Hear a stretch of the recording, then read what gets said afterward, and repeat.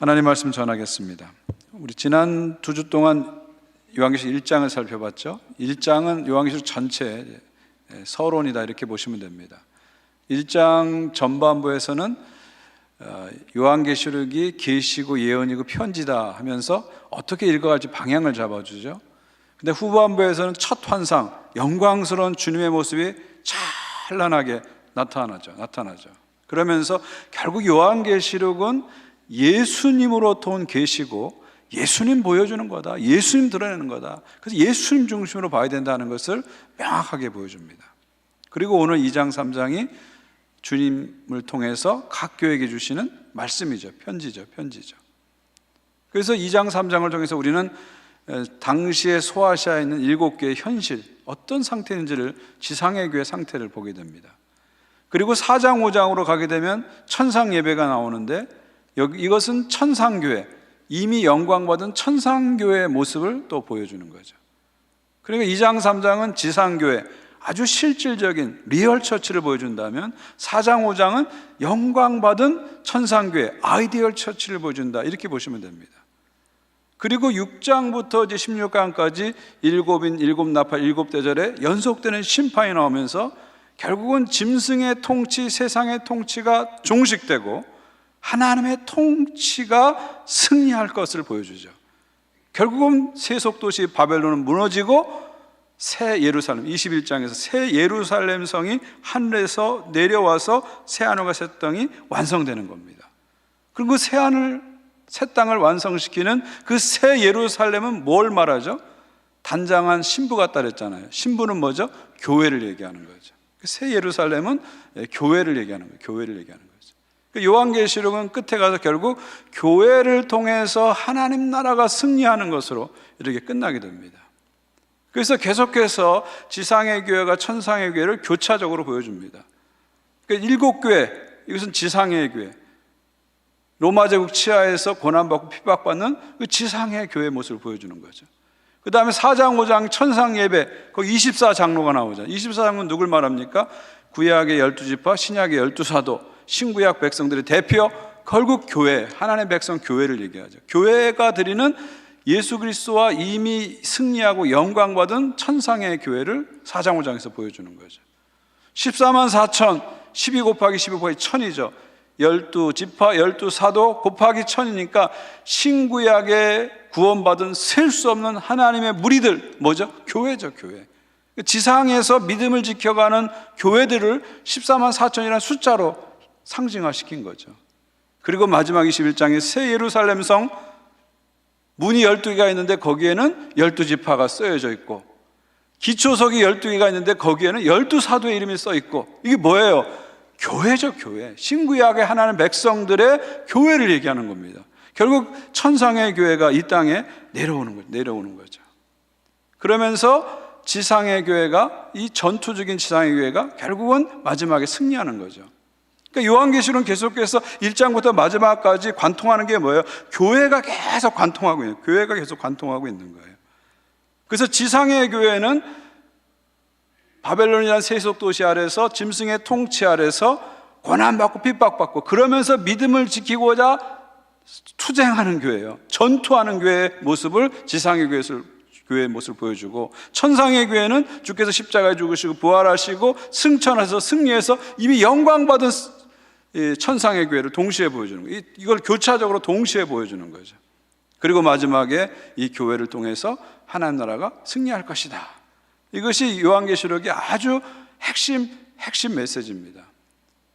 그러니까 계시록에서 이 교회를 빼버리면 이상한 방향으로 이제 계시록이 자꾸 가게 되는 거예요. 그러니까 계시록 중요한 건 1장의 주님, 2장 3장의 교회, 그리고 마지막에 교회를 통해서 완성될 하나님 나라.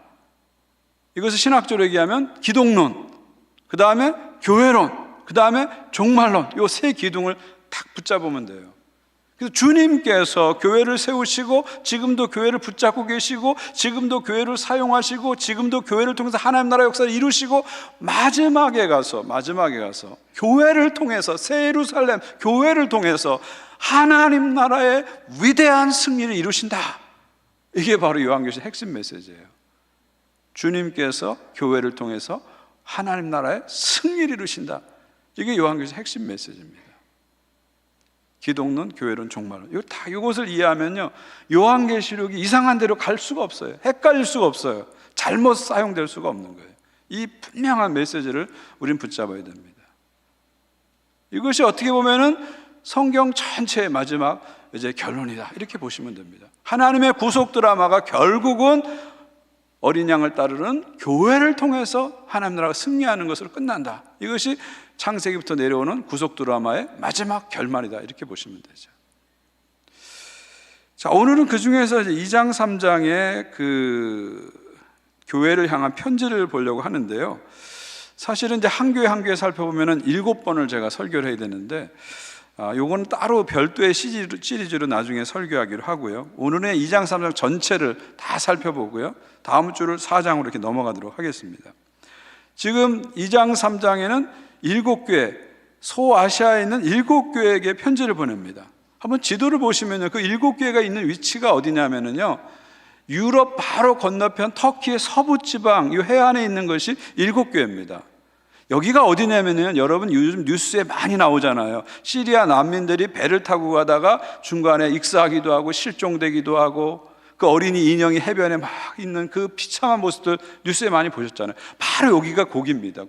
지금 한참 유럽과 아시아의 난민 문제가 되는 요 해안가가 바로 여기 지금 이 소아시아 7개가 있는 바로 요 지역을 지금 얘기하는 거죠. 좀 확대해서 보시면요, 반모섬에 지금 사도 요한은 갇혀 있는 거예요. 핍박받아가지고 유배되어 있습니다. 거기서 반모섬에 있는 요한이 에베소와 서머나와 버가모와 두아디라, 사데, 빌라델피아, 라우디게아, 이 7개의 이제 편지를 보내는 겁니다. 제가 신학생 때 이 7개를 외워쓰라 이게 자꾸 나와요. 그러니까 이거 외우느라고 참 힘들었어요. 이거 어떻게 외울까? 그래서 머리만 따가지고 에서보드 사빌라, 에서보드 사빌라.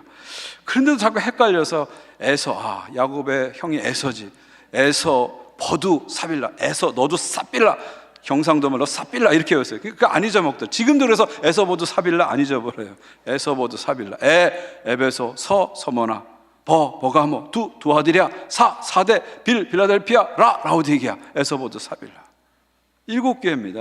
한번 중요한 교회니까 여러분이 이름을 알 필요가 있습니다. 한번 따라해 주겠어요? 시작. 에베소, 서머나, 버가모, 두아디랴, 사데, 빌라델피아, 라우디게아. 7개입니다. 7개입니다.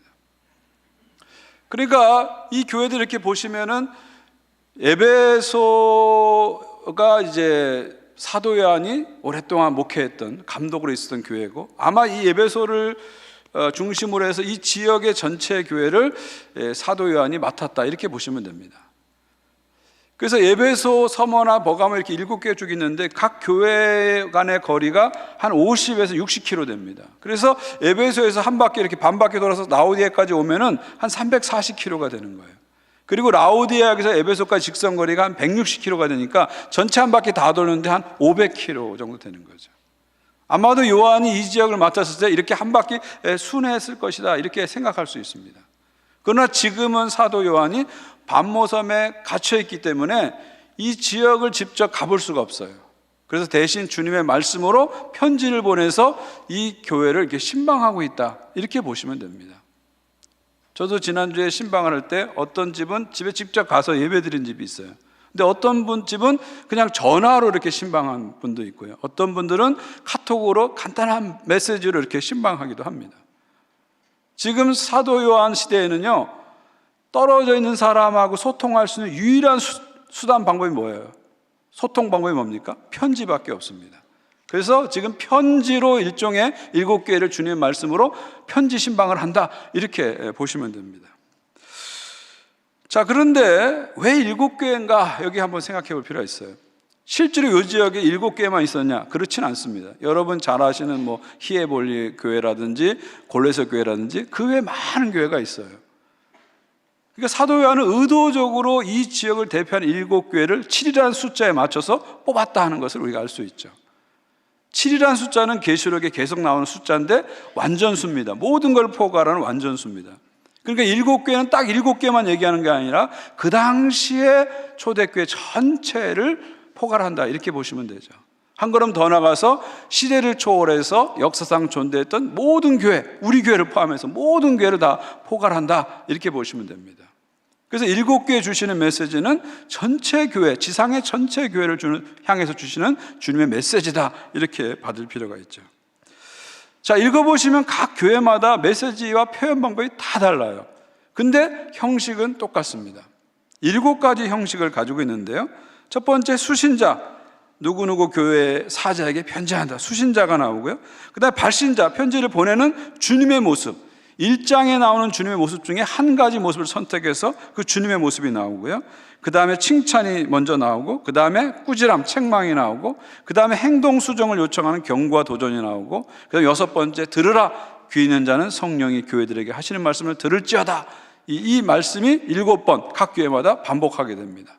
마지막에 약속, 이기는 자에게는 무엇을 주겠다, 동기를 부여하는 약속이 이렇게 추가되죠. 그래서 이렇게 7형식으로 7개 항목으로 편지의 구조가 딱 되어 있습니다. 자, 이 구조 자체가 주시는 메시지가 있어요. 하나씩 항목을 살펴보면, 먼저 수신자. 자, 수신자를 보면은요, 에베소 교회 편지하노라, 이렇게 안 돼 있어요. 바울은 에베소 교회 편지하노라, 고린도 교회 편지 이렇게 했는데, 사도 요한의 편지에는 에베소 교회 편지하노라 이렇게 안 돼 있고, 에베소 교회 사자에게 편지하노라 이렇게 돼 있어요. 서머나 교회 사자에게 편지하노라 이렇게 돼 있어요. 그럼 여기서 사자는 뭘 말하는가?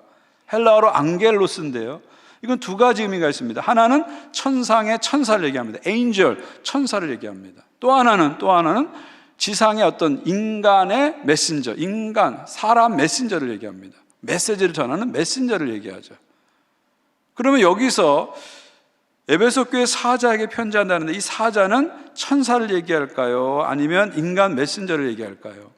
이걸 갖고 학자들이 여러 가지 얘기를 하는데요, 2가지 다 가능할 수 있어요. 만약에 천사라고 얘기한다면 각 교회를 담당하는 천사가 하나씩 있다는 거죠. 일종의 수호 천사, 가디언 엔젤이 있다는 거다, 이렇게 보시면 되죠. 근데 이 메시지가 천사에게 갔다 하는 것이 조금은 이제 우리에게 이해가 좀 잘 안 됩니다. 그래서 더 많은 학자들은 이 사자는 바로 그 교회를 맡은 말씀의 종들을 얘기하는 것이다, 교회 리더를 얘기하는 거다, 이렇게 봅니다. 실제로 당시에 편지가 교회에 배달되면은 예배 시간에 성도들이 모이고, 그걸 누가 읽겠어요? 그 교회를 맡은 말씀의 사자, 메신저가 그것을 하나님의 말씀으로 읽게 되는 거죠. 그러니까 이 편지가 교회에게 가지 않고 그 말씀을 읽을 교회 사자, 메신저에게 가는 거예요. 요즘 식으로 얘기하면 각 지역교회 담임 목회자에게 가는 거예요. 그렇게 이해하시는 게 더 설득력이 있다 볼 수 있습니다. 근데 1장을 보게 되면 이 7교회 사자를 뭐라 그랬죠? 7별이라고 했어요. 그리고 주님께서는 그 7별을 오른손으로 꽉 붙잡고 있다, 이렇게 말씀하시죠. 이건 무슨 얘기입니까? 각 교회 말씀의 종들, 교회 리더들을 주님께서 붙잡고 계시는 거죠. 왜요? 이들이 흔들리면 교회가 흔들리기 때문에.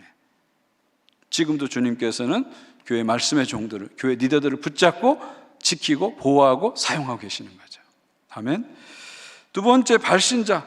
이거 주님의 모습이 나오는데, 재밌는 것은 뭐냐면 1장에 나오는 주님의 환상 중에 한 부분씩 각 교회에 나타나는 거죠. 여러분, 1장에서 우리가 지난 시간에 살펴봤잖아요. 주님이 어떤 모습이었어요? 7 촛대 가운데 계시고 발에 끌리는 옷을 입고 불꽃 같은 눈동자를 가지셨고 주석같이 빛나는 발을 가지셨고 많은 물소리 같은 음성을 가지셨고 오른손에 7별이 있었고 입에는 좌우 날성검이 나오고 얼굴은 해같이 빛나는 그 주님의 모습이 있었죠.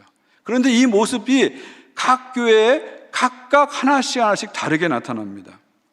예를 들면 에베소 교회는 7별을 붙잡고 7 금촛대 사이에 계신 분으로 나타나고요. 서머나 교회는 처음이자 마지막이요 죽었다가 사신 분으로 나타나고요. 버가모 교회는 좌우 날선 검을 가지신 분으로 나타나고요. 두아드라 교회는 불꽃 같은 눈동자와 주석 같은 발을 가진 주님으로 나타나고요. 사대 교회는 7영과 7별을 가진 분으로 나타나고요. 빌라델피아 교회는 다윗의 열쇠를 가진 분으로 나타나고 라오디아 교회는 충성된 증인으로서 주님이 나타납니다. 좀 재밌죠? 그러니까 1장에 프린트된 주님의 모습이 2장, 3장에 딱 찍히는 거예요. 딱 찍히는 거예요. 그래서 각 교회에게 다르게 찍혀가지고 각각 다양하게 1장의 주님의 모습이 각 교회에 나타나는 것을 볼 수가 있습니다. 이것은 뭘 말하는 거죠? 1장의 주님과 2, 3장에 나타난 교회가 연결되어 있다는 거, 붙어 있다는 거죠. 연결되어 있다는 거예요. 이건 뗄래야, 주님과 교회는 뗄래야 뗄 수가 없다는 것입니다. 주님께서, 영광의 주님께서 교회에 정체성을 부여하고 교회에 영광을 부여하고 교회에 권위를 부여한다, 이렇게 보시면 됩니다. 여러분, 교회를 자꾸 사회학적으로만 이해하시면 이 한계가 있습니다. 물론 교회도 사회 속에 존재하는 공동체이기 때문에 사회학적인 접근도 필요해요. 근데 교회를 사회학적으로만 볼 수 없습니다. 왜냐하면 교회는 주님께서 정체성을 부여해 주신 공동체고 주님께서 영광과 권위를 부여한 공동체라는 걸 우리는 항상 기억해야 됩니다. 기억해야 됩니다. 그래서 주님께서 지금도 부족하고 연약하지만 교회를 붙잡고 계시고 교회 가운데 계시다는 걸 기억하면서 자꾸 주님의 시각으로, 주님의 눈으로 교회를 볼 수 있어야 돼요. 단순히 사회학적인 시각으로 세상 사람들이 보는 눈으로만 자꾸 교회를 보시면 안 되고요. 우리 성도들은 주님의 시각으로, 주님의 영광으로 교회를 볼 수 있어야 됩니다. 그리고 또 한 가지 주목할 것은 뭐냐면 1장에 나오는 주님의 모습 중에서 전체 모습이 각 교회에 나타나는 게 아니라 하나씩 하나씩 각각 다르게 나타난다는 거죠. 이건 뭘 말하는 거예요? 각 교회는 주님의 모습의 한 부분만을 보여주는 거예요. 그걸 지금 얘기하는 겁니다. 결국 각 교회는, 각 지역 교회는 주님의 모습의 한 조각을 보여주는 겁니다. 주님의 전체 모습의 n분의 1을 보여주는, 한 조각을 보여주는 겁니다. 그래서 우리는 항상 주님 앞에서 겸손해야 돼요. 우리가 주님의 모습을 다 보여주는 것처럼 생각해서는 안 돼요. 우리는 주님의 모습의 한 조각을 보여주는 거죠. 또 다른 교회에 대해서도 우리가 겸손해야 됩니다. 우리 교회가 최고고 우리 교회는 뭐 완전하고 우리 교회는 바르고 그렇게 얘기해서는 안 되죠. 우리는 우리 교회대로 주님의 모습을 보여줘요. 그러나 다른 교회는 다른 모습대로 주님의 모습을 보여주는 거예요. 그 교회가 크든 작든 그 공동체 고유의 주님의 모습을 각각 다 보여주고 있는 거라니까요. 그러니까 우리가 서로 존중해줘야 돼요. 다른 교회를요. 이런 태도를 항상 우리는 가져야 돼요. 우리가 주님의 모습을 담고 있듯이 다른 교회도 주님의 모습을 담고 있다는 걸 인정해주고 존중해주는, 이것이 진정한 주님의 공동체 모습이죠. 한번 우리 생각해 봤으면 좋겠어요. 우리 보나는 교회는 어떤 모습으로 주님이 우리한테 나타났을까 한번 생각해 보시고요. 우리 보나는 교회는 어떤 주님의 모습을 세상에 보여주고 있는가 생각해 봤으면 좋겠습니다. 그리고 여러분 한 분 한 분이 교회이기 때문에 여러분 한 분 한 분이 나에게 주님은 어떤 분으로 나타났지? 그리고 나는 사람들에게 어떤 주님의 모습을 지금 보여주고 있지? 늘 생각해 보십시오. 그리고 기도하세요. 주님, 항상 저에게 나타내 주셔서 주님의 모습을 보여주시고 제가 그 은혜를 가지고 세상 속에서, 사람들 속에서 주님의 모습을 한 조각이라도, 다 주님을 보여줄 수 없습니다. 그 어마어마한 주님을 제가 어떻게 다 보여주겠습니까? 주님의 모습에 단 한 조각이라도 나의 삶 속에서 보여주게 하소서. 이런 기도를 드려야 됩니다. 이런 기도가 여러분의 기도가 되시기를 주의 이름으로 축원드립니다. 그 다음에 칭찬이 나오죠. 세 번째, 주님은 교회에 대해서 먼저 칭찬을 하십니다. 이건 아주 이례적입니다. 보통 예언서의 전통에서는 칭찬이 없습니다. 여러분 구약의 이사야, 예레미야 읽어보게 되면 칭찬이 없어요. 책망만 주로 예언서에는 있습니다. 그런데 요한계시록은 예언서인데도 불구하고 칭찬이 먼저 나옵니다. 교회에 대해서. 예를 들면 에베소 교회는 내가 잘 참고 견디었다 이렇게 칭찬해 주죠. 소마나 교회는 사람들이 너를 가난하다고 하는데 너 가난한 게 아니라 실상 너 부자야 이렇게 선포해 주죠. 또 두아디라 교회는 네가 처음보다 나중에 더 많은 일을 했어 이렇게 칭찬해 주고요. 빌라델피아 교회에게는 내가 능력도 많지 않은데 정말 믿음을 잘 지켜서 그 작은 능력으로 믿음을 잘 지켰어 이렇게 칭찬을 해줍니다. 칭찬이 먼저 나온다는 거죠. 구약의 선지자와 달리 주님께서는 교회를 먼저 칭찬하십니다. 이 교회가 왜 이 모양이야? 왜 이렇게 못하고 있어? 이렇게 책망하시기 전에 먼저 교회를 칭찬하십니다. 작은 것이라도 이렇게 찾으셔서 교회들을 칭찬하시는 주님의 모습을 볼 수가 있습니다. 우리 이런 정신을 좀 배울 필요가 있습니다. 먼저 사람들을 이렇게 칭찬해주는 그런 모습을 좀 배울 필요가 있어요. 우리가 좀 그렇게 약하잖아요. 우리 한국 사람들은 칭찬에 좀 인색하잖아요. 그죠? 자녀들한테도 그렇고 주변 사람에게 칭찬에 약해요. 우리 캐네디언들은 아주 칭찬을 정말 거짓말도 보태서 잘해주는 것 같아요. 정말 이 칭찬을 너무 잘해주는 것 같아요. 우리는 근데 칭찬에 좀 약한 편이에요. 그리고 칭찬을 좀 생활화하고 먼저 격려하는 그런 문화들을 자꾸 만들었으면 좋겠어요. 특히 지금 이 시기는 우리가 칭찬이 더 필요하고 격려가 더 필요한 시기입니다. 지난 3년 동안 우리는 엄청난 일을 겪은 겁니다. 남녀노소 상관없이 지난 3년 동안 우리는 정말 힘든 일을 겪었어요. 그냥 3년이 지나간 것 같지만 아닙니다. 그 3년을 통과하면서 우리가 육체적으로, 정서적으로, 영적으로 많이 지쳐 있어요. 정말 지난 3년 동안 우리는 한 번도 겪지 못한 일을 겪어가면서 직장에서, 사업장에서, 가정에서, 교회에서 많은 스트러글을 한 거예요. 많은 투쟁을 한 겁니다. 그리고 오늘 우리가 여기 와 있는 거예요. 그래서 지금 우리에게 필요한 거는 너 왜 이렇게 못해? 왜 이 모양이야? 이게 아니라 참 힘들었지, 수고했지, 자꾸 격려가 필요한 거예요. 그리고 같이 가자, 이런 분위기가 지금 필요한 겁니다. 가정에서도 마찬가지예요. 우리가 일종의 집단적인 어떤 공동체적인 상처를 받은 상태라고 보시면 돼요. 그래서 가정에서도 자녀들에게 또 부부간에도 자꾸 격려와 칭찬이 필요한 시기입니다. 자꾸 원망하고 짜증낼 게 아니라 지금은 칭찬과 격려가 더 필요한 시기죠. 교회 안에서도 마찬가지예요. 칭찬과 격려가 많이 필요한 시기입니다. 그러면서 우리가 차츰차츰 회복하면서 다시 일어나야 할 그런 때가 바로 지금이죠. 예. 우리 옆에 분 한번 칭찬해 주시겠어요? 옆에 분들에게 그동안 수고 많으셨습니다. 감사합니다. 이렇게 한번 칭찬하면 어떨까요? 그동안 수고 많으셨습니다. 어려운 시기에 수고 많으셨습니다. 감사합니다. 우리 찬양대도 어려운 시기 수고 많으셨고, 여러분들 예배 들으시냐고 어려운 시기 수고 많았습니다. 감사합니다. 주님의 칭찬과 격려가 항상 우리에게 있다는 것을 기억하시면 좋겠습니다. 그 다음에 네 번째 책망입니다. 칭찬 다음에 이제 책망이 나오죠. 근데 책망은 아주 신랄합니다. 예를 들면 에베소 교회는 너 처음 사랑 버렸어, 이렇게 책망이 나오고요. 사대 교회는 너는 살았지만 죽었다. 제가 이거를 신학교 때 외우냐고 사대, 살았지만 되졌다, 이렇게 외웠어요. 근데 지금도 그게 안 잊어버려요. 그렇게 외우고 살았지만 되졌다. 사대 교회는 너 살았지만 죽었어, 이렇게 책망을 하시고요. 라오디아 교회는 어떻게 하죠? 뜨겁지도 차지도 않으니까 토해버리겠다, 이렇게 책망을 하십니다. 아주 무서운 책망을 하시죠. 계시록이 소망과 위로와 격려를 주는 책이라고 그러는데, 이런 책망이 나오는 것에 대해서 사람들은 의아하게 합니다. 의아하게 생각하죠. 그러나 여러분, 이 사랑이라는 건 무조건 눈 감아주고 오냐오냐 하는 것이 사랑은 아니죠. 잘못된 것을 바로잡는 것도 진정한 사랑이죠. 우리가 다른 자식들을 볼 때, 다른 가정의 자식을 볼 때 잘못된 길로 가도 우리가 많이 간섭 안 해요. 그러나 우리 자녀가 잘못된 길로 가면 우리가 간섭을 하게 되죠.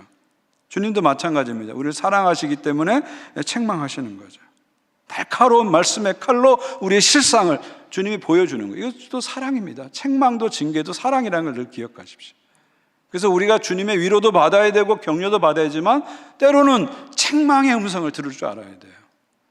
자꾸 강단에서 책망의 소리가 사라지고 성도들은 책망의 소리를 들을 준비가 안 되다 보니까 달달한 위로만이 자꾸 가다 보니까 영적으로 저항력이 자꾸 떨어지는 겁니다. 때로는 날카로운 책망의 음성을 말씀을 통해서 우리는 들을 수 있는 준비가 돼야 되고 훈련이 돼야 되고 그런 자세가 필요한 거죠. 다섯 번째, 권면입니다. 이것은 교회를 향해서 경고하고 도전하는 거예요. 구체적인 행동 수정을 요구하죠. 예를 들면 에베소 교회는 뭐라고 얘기했냐면 네가 어디서부터 잘못된지를 잘 생각해봐라. 그러면서 처음 행위로 돌아가라고 얘기하고요. 두아드라 교회는 네가 회개하지 않고 계속 가면 너 큰 어려움 겪을 거야, 이렇게 경고도 하시고요. 라오디아 교회는 구체적으로 흰 옷을 사서 수치를 가리고 안약을 사서 눈을 뜨라고 얘기하시죠. 그러니까 무슨 얘기입니까? 구체적으로 행동을 수정하라 요구하시는 거죠. 여러분, 회개는 눈물 콧물 흘리는데 그쳐서는 안 되고요. 구체적인 행동 수정이 일어나야 돼요. 그래서 하나님의 은혜를 의지하고 자꾸 행동을 바꿔 가셔야 됩니다. 어떻게 하나님이 해주시겠지 그게 아니라 내가 넘어지고 자빠지고 또 넘어지고 자빠질지라도 또 결단하고 행동하고 수정하고 계속 나가야 돼요. 그럴 때 하나님의 은혜가 부어지면서 나의 결단과 하나님의 은혜가 부어지면서 변화가 일어나는 겁니다. 구체적인 행동 수정을 하나님은 우리에게 요구하시는 겁니다. 그 다음에 6번째가 들으라. 귀 있는 자는 성령이 교회들에게 하시는 말씀을 들을지어다. 이게 7번 반복돼요. 각 교회마다 한 번도 안 빼놓고 나오는 공통적인 메시지. 귀 있는 자는 성령이 교회들에게 하시는 말씀을 들을지어다. 이 말입니다. 그러니까 성령의 말씀을 듣는 것이 엄청 중요하다는 거예요. 듣지 않으면 너희들 결국 망한다는 간절한 말씀입니다. 귀 있는 자는 성령이 교회들에게 하신 말씀 들으라. 이건 일종의 주님의 최후 통첩과 같은 말씀이에요. 더 심하게 얘기하면 네가 귓구멍이 있으면 들으라 그런 얘기예요. 못 들으니까 자꾸 이상한 데로 가고 못 들으니까 자꾸 망하고 엉뚱한 데로 간다는 거예요. 듣는 게 그만큼 중요하다는 것을 알기 때문에 각 교회마다 토시 하나 안 틀리고 귀 있는 자는 성령이 교회들에게 하시는 말씀을 들을지어다. 이게 반복해서 7번 나오는 것을 볼 수가 있습니다. 여러분, 듣지 못하면 심각한 문제가 생깁니다. 많은 영적인 문제는 결국 듣지 못하는 데 생기는 거죠. 듣지 못하는 데 생깁니다. 이 바벨론이라는 세속 도시에 우리가 살고 있거든요. 짐승의 통치 아래 우리가 살고 있기 때문에 세상 소리만 자꾸 듣고 살다 보면 멸망의 길로 갈 수밖에 없다는 거예요. 정신을 차리고 이런 시대일수록 어린 양 예수 그리스도의 음성을 들어야 해요. 하나님 말씀을 들어야 됩니다. 성령의 음성을 들어야 됩니다. 그래야 우리가 사는 거예요. 그래서 우리가 예배 시간에 말씀을 듣고 매일 말씀을 듣는 것이 우리를 지키고 우리를 살리는 것이다. 우리가 말씀을 붙잡으면 말씀이 나를 붙잡는다. 우리가 말씀을 지키면 말씀이 나를 지켜준다. 이것이 영적인 중요한 원리죠. 마지막 7번째, 약속. 여기선 이기는 자에게 뭐뭐하고를 줄 것이다. 이런 약속이 나옵니다. 여러분, 계시록에서 이긴다는 것은 막 폭력적으로 싸워가지고 막 이긴다 이런 이미지로 생각하시면 안 되고요. 계시록에서 이긴다는 개념은 뭐냐면 지킨다 그런 뜻이에요. 믿음을 지킨다 그런 뜻이에요. 뭐 엄청난 영웅적인 행동을 하는 것을 이긴다고 계시록은 표현하지 않고요. 자기 있는 자리에서 이 세속도시 안에서 복음과 말씀을 붙잡고 끝까지 지키는 사람을 이긴다 이렇게 표현해요. 그러니까 견디는 자, 인내하는 자, 지키는 자를 이긴 자라고 표현하고요. 그리고 이긴 자가 어린 양의 표를 받는 자고요. 이긴 자들이 14만 4천 안에 들어가서 마지막 그리스도의 영광에 참여한다. 이게 계시록의 메시지입니다. 저는 저와 여러분이 우리의 능력이 약하지만 우리가 가진 것 비록 없지만 주님 붙잡고 끝까지 이기는 자가 되시기를 주님의 이름으로 축원드립니다. 그리고 이긴 자들에게 이제 약속을 주시는데요. 예를 들면요. 에베소 교회는 낙원의 생명 열매를 주시고요. 서머나 교회는 사망의 해를 받지 않게 하시고, 버가모 교회는 새 이름이 새겨진 신도를 주시고, 두아드라 교회는 만국을 다스릴 권세를 주시고요. 사대 교회는 생명책 이름이 기록되게 하시고, 빌라델피아 교회에게는 새 예루살렘의 이름을 주시고, 라오디아게아 교회에게는 하나님의 보좌에 함께 앉게 해주십니다. 결국 무슨 얘기냐면 7교회에 각각 다른 약속을 주시는데 그 약속은 뭘 말하냐면 21장, 계시록 21장, 22장에 나온 하나님 나라의 완성된 모습과 이름들을 얘기하는 겁니다. 각 교회에게 뭘 준다는 게 결국은 뭘 준다는 거예요? 하나님 나라를 주신다. 이기는 자, 끝까지 믿음을 지킨 교회와 성도들에게는 하나님 나라의 승리를 주실 것이다 하는 것을 분명하게 말씀하고 있죠. 그러니까 계시록의 큰 흐름이 쫙 읽혀지죠. 1장에서 영광스러운 주님이 나오고 그 영광스러운 주님이 2, 3장 각 교회에 나타나고요. 마지막에 2, 3장에 나타난 교회들에게 뭘 주십니까? 21장, 22장에 나온 하나님 나라의 완성된 모습, 승리의 모습을 주시는 거죠. 결국 계시록은 뭡니까? 주님께서 교회와 함께 하시고 교회를 붙잡고 지금도 하나님 나라 일을 해가고 계시고요. 마지막에 하나님 나라의 승리를 누구를 통해서요? 교회를 통해서 이루신다. 할렐루야. 이게 계시록의 핵심 메시지예요. 앞에서 얘기한 기독론, 교회론, 종말론 이거예요. 예수 그리스도 교회론, 기독론, 예수 그리스도 기독론, 그분께서 교회론, 주님의 교회를 붙잡고 사용하시고 지키시고 함께 하시고 언제까지? 세상 끝날까지. 그리고 마지막 종말론, 그 교회를 통해서 하나님 나라를 이루실 것이다, 승리하실 것이다. 이게 계시록의 핵심 메시지입니다. 그리고 이것이 창세기부터 시작된 구원의 대하 드라마가 결국 여기서 끝나게 되는 거예요. 하나님께서 창세기 시작한 구원의 대하 드라마는 결국 교회를 통한 하나님 나라 승리로 끝날 것이다. 이게 계시록의 핵심 메시지입니다. 이거를 자꾸 우리가 기억하면서 각각의 부분들을 읽어가야 합니다. 자, 한번 제가 7가지 항목을 얘기했는데 이것을 에베소 교회에 보낸 편지를 통해서 한번 제가 다시 본문을 읽어드리겠습니다. 한번 여러분이 상상을 해보십시오. 주일날, 사도 요한이 계시를 받은 것도 주일인데 주일날 에베소 교회 성도들이 모였어요. 그리고 사도 요한으로부터 온 편지가 도착했고 그것을 받은 에베소 교회 사자, 말씀의 종이 앞에서 그 말씀을 읽고 성도들이 듣고 지금 그런 상황들을 한번 이렇게 상상해 보십시오. 한번 제가 읽어드릴게요. 먼저 수신자, 에베소 교회 사자에게 편지하라. 수신자가 나오죠. 발신자, 누가 보냅니까?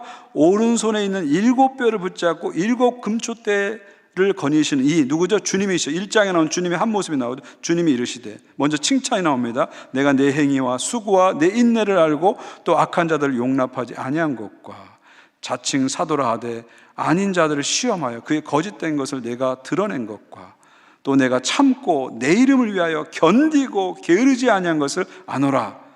그 다음에 4절부터 책망이 나오죠. 그러나 너를 책망할 것이 있나니 너의 처음 사랑을 버렸노라. 그 다음에 권면, 구체적인 행동 수정을 요구합니다. 그러므로 어디서 떨어진 일을 생각하고 회개하여 처음 행위를 가지라. 만일 그리하지 아니하고 회개하지 아니하면 내가 내게 가서 내 촛대를 그 자리에서 옮기리라. 오직 내게 이것이 있으니 내가 니골라당의 행위를 미워하는도다. 나도 이것을 미워하노라. 6번째, 들으라. 귀 있는 자는 성령이 교회들에게 하시는 말씀을 들을지어다. 7번 계속 나오는 얘기죠. 그 다음에 마지막 7번째, 약속이 나옵니다. 이기는 그에게는 내가 하나님의 낙원에 있는 생명나무의 열매를 주워 먹게 하리라. 22장에 보게 되면 12개의 생명나무 열매가 나오죠. 달마다 다른 12개의 생명나무가 나와서 만국을 치료한다 나오는데 그 생명나무 열매를 주게 한다. 하나님 나라를 상속시키는 거죠. 자, 한번 생각해 보십시오. 주일날 에베소 교회 사자, 말씀의 종이 이것을 읽고 에베소 성도들이 앉아서 다 듣고 그리고 결단하는 거죠. 우리의 잘못을 회개하고 다르게 살겠다고 결단하는 겁니다. 이런 일들이 지금 7교회에서 일어나고 있다 상상하시면 됩니다. 결국은 계시록 1장 3절 말씀이 그대로 이루어지는 거죠. 이 예언의 말씀을 읽는 자, 듣는 자, 그 가운데 기록된 것을 지키는 자는 복이 있나니 때가 가까움이니라. 이런 말씀의 역사가 우리 교회 안에도 일어나기를 주님의 이름으로 축원드립니다. 자, 마지막으로 이 전체 7교회를 상중하로 좀 나눠서 좀 설명을 드릴게요. 상에 해당되는 교회, 그러니까 학점으로 A+, A+ 교회는 서머나 교회와 빌라델피아 교회입니다. 왜 그래요? 책망이 없어요. 칭찬만 있는 교회입니다. 아주 건강한 교회죠. 황제 숭배, 우상 숭배 넘어가지 않고 주변 세계 압력에 굴복하지 않고 인내로서 믿음을 지킨 교회죠. 중에 해당하는 교회, 학점으로 한 B나 C 정도 되는 교회인데요. 에베소 교회, 버가모 교회, 두아도르 교회, 사대 교회죠. 4교회가 해당됩니다. 칭찬할 것도 있지만 책망할 것도 있는 교회예요. 강점도 있지만 약점도 있는 교회죠. 한편은 주님을 열심히 섬기지만 동시에 주변 세계가 타협하는 모습도 나타나는 교회입니다. 열심은 있는데 사랑이 없는 거예요. 한 가지는 잘하는데 또 한 가지는 부족한 그런 평균적인 교회들을 얘기하고요. 마지막 하에 해당하는 교회가 학점으로 F학점 받은 교회가 있죠. 라오디게아 교회, 제일 건강하지 못한 교회죠. 책망은 있는데 칭찬은 없습니다. 아무리 주님이 눈 씻고 찾아봐도 칭찬할 게 없는 교회예요. 그래서 주님께서 입에서 토해내리라 이렇게 말씀하셨죠. 자, 이것이 7교회의 일반적인 모습입니다. 다시 말해 2, 3장을 통해서 우리는 당시 지상교회의 현실을 보여줘요. 리얼리티 현실을 보는 겁니다. 7교회는 지상교회를 일종의 샘플링해서 뽑아가지고 지상교회가 지금 이런 상황에 있다는 것을 우리에게 보여주죠. 결국 이것을 통해서 우리가 깨닫는 건 뭐죠? 지금 지상의 교회들은 교회 안에 좋은 모습도 있지만 심각한 문제도 안고 있다는 겁니다. 지상의 교회들은 한편으로 열심히 주님을 따르기도 하지만 한편으로 주변 세계와 계속 타협하는 그런 모습을 보이고 있다는 거죠. 지상의 교회들은 한편으로는 세상에 도전하고 변화시키고자 선교를 하지만 동시에 세상의 거대한 힘 앞에서 굴복하고 무너지고 비틀거리는 모습을 동시에 보여주고 있다는 것을 얘기하고 있는 거죠. 이렇게 본다면요, 2000년 전에 이 7교회와 오늘날의 교회는 사실 별 차이가 없는 거예요. 우리가 더 낫다거나 더 못하다거나 그렇게 말할 수가 없을 정도로 차이가 별로 없습니다. 에베소 교인들은 그리스어와 아람어를 썼겠죠. 그러나 우리는 한국말과 영어를 쓰죠. 그들은 보통 샌들을 신고 다녔을 거고 우리는 구두를 신고 다니는 거예요. 그들 머리 위에는 로마 황제가 있었고 우리 머리 위에는 총리나 대통령이 있는 거. 겉으로 보면 엄청난 차이가 있는 것 같지만 실상을 들여다보면 이 당시 교회나 오늘날 교회는 큰 차이가 없다는 겁니다. 결국 사도 요한은 당시 교회를 그대로 우리에게 보여주는 거예요. 자기 시대의 교회에 대해서 불평하지도 않고 찬양하지도 않고 현실 그대로의 모습을 보여주고 수용하는 그런 모습을 보여줍니다. 여러분, 우리가 교회를 볼 때 너무 이상적으로 보시면 안 됩니다. 이 현실교회, 로컬처치, 지역교회는 현실 그대로 볼 수 있어야 됩니다. 여러분, 지역교회는요, 이 각각의 교회들은요, 어떻게 보면은 뭐랄까요, 잘 정돈된 모델하우스의 거실 같은, 스테이징이 완벽하게 된 모델하우스 거실 같은 그런 교회는 세상에 별로 없다는 거예요. 대부분의 지역교회들은 우리 보통 가정의 거실처럼 뭐 어지러워진 것도 있고 지저분한 것도 있고 그런 모습을 가지고 있다는 거예요. 우리가 다 서머나교회, 빌라델피아 교회 향해서 나가야 하지만 동시에 우리의 현실을 있는 그대로 수용할 필요가 있습니다. 너무 교회를 이상적으로 보고 너무 기대치를 높이 잡게 되면은 자꾸 교회에 대해서 실망하고 자꾸 시험에 빠집니다. 현실 교회를 사도 요한처럼 있는 그대로 우리가 볼 수 있어야 됩니다. 사랑과 애정을 갖고 수용할 필요가 있죠. 그렇다고 해서 교회를 너무 비관적으로 보지는 마십시오. 지금 한국교회 가장 큰 문제가 뭐냐면 우리 안에 있는 강한 패배의식입니다.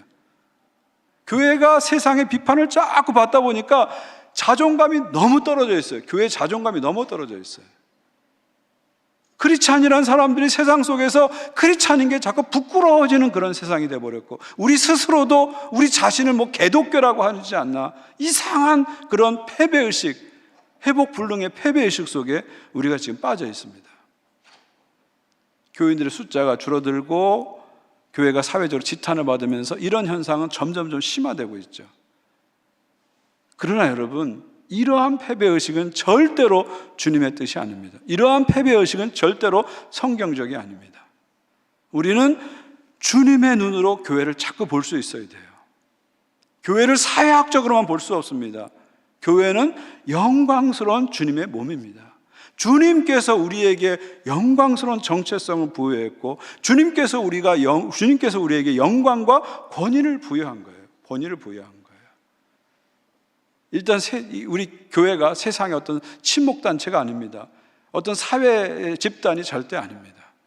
교회는 교회로서의 영적인 영광과 권위가 있다는 걸 봐야 돼요. 세상 사람들은 그걸 모르기 때문에 교회를 함부로 비판해요.